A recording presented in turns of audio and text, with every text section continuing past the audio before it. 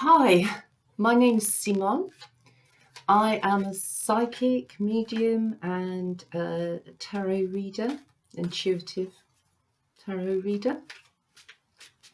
And today I'm reading for the sign of Libra. Libra being from mid-September till mid-October. But the reading today is for the coming 4 weeks, the time of Pisces, February, March time. And let's see what Spirit wants to start off with. Okay, so Spirit wants to let you know, first of all, that you seem to be breaking a pattern that maybe you've been working on within yourself to break for some time, that you are aware of repetitions in behaviors, and that you are trying more consciously to do something about this. Also, in a partnership, things may be feeling a bit up and down at the moment. I mean, a love partnership. But there is generally stability. The waters are smooth behind you. So a lot of things that you're juggling at the moment may have a lot to do with communication, may have a lot to do with practical matters. And there may be also a form of travel coming up in the near future. I would call it important travel. There's quite a lot on your mind at the moment, Libra. And Libra does like to keep things on an even keel. You like things balanced. You like harmony. That's what you work for. And so with that in mind, okay, the underlying energy here being the Page of Pentacles. The page says to us that you could be involved with a younger person. There might be an age difference between you and a partner. And this age difference might be showing up in different ways of thinking, different attitudes to the same situation, just a different perspective. Hence, we've got a sense of looking at behavior patterns and trying to learn from them from the past, trying to change those patterns. So you have a situation that's actually still growing. It's not reached maturity. It is definitely still growing. So if you're involved with a partner and there's an age difference, it feels like right at this point in time, you're at a bit of a crossroads with each other, in that you're trying to work out which direction would be the best direction to try and make the relationship work. Your partner might be somebody who doesn't say too much, doesn't give away what they're thinking, feeling. They may be very concentrated at the moment on a new job or a new aspect of a job, new possibly contracts. I'm feeling like you're not getting the attention that you require from a partner just at this moment, or that perhaps it's you that's not able to give the amount of attention that a partner requires. There's also a very earthy feeling here, and that earthy feeling, I think it's keeping you level-headed, it's keeping you grounded, you're staying focused, You're not expending your energy here, there, and everywhere. It feels like you're more keeping it in. You're keeping it self-contained. You're looking to yourself mainly for answers. For those of you who are in a third important relationship, it feels like this up and coming one is actually going to be a very important relationship for you. It feels like it wants to move into the future with you. However, you may be very different people. Very, very different people. So difficult to understand each other. But don't lose hope. Don't lose hope, because there is a ship here in the background. It does say, okay, the ship is sailing outwards, but it does come back at some point with some goodies on it. So be patient. I know patience is a word none of us really want to hear too often, but in most cases we do have to be patient for growth, just like we can't force a plant to grow any faster or bigger than it actually can. So yes, patience. And if you're a gardener, you'll know that better than anybody, I feel. Okay, Spirit, show us what else. Okay. Librans,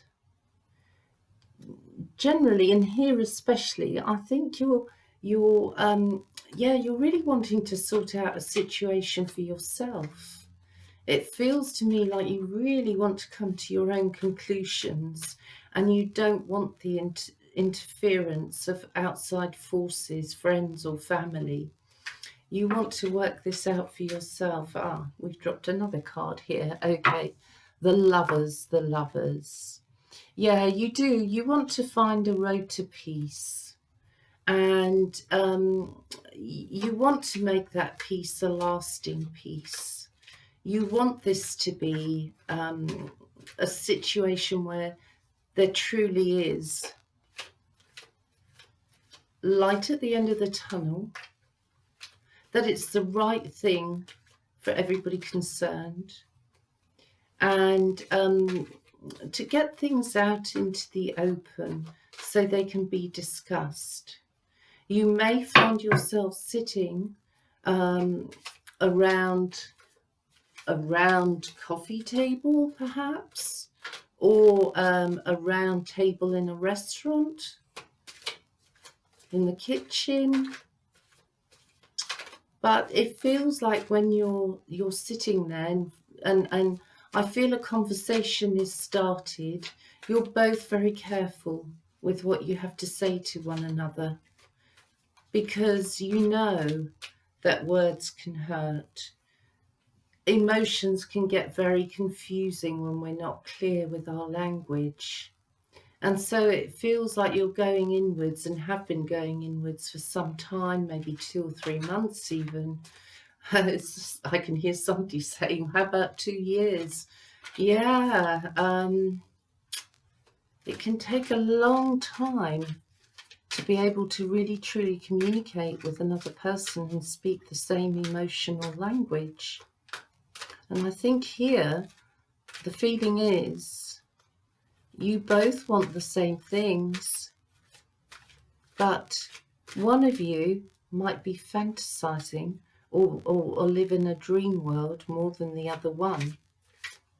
In fact, I feel if you wear glasses a lot, if you wear reading glasses, or you've got permanent set of glasses, spectacles, or maybe you wear sunglasses on a very, very regular basis, practically daily, then I feel that it's you who's actually looking at things probably a little bit more realistically than your partner at this present time.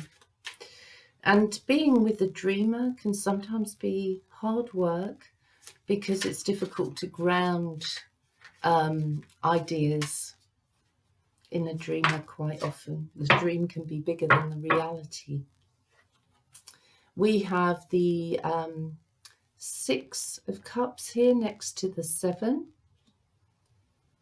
So after this sort of period of introspection, this feeling of trying to find the peace with one another emotionally,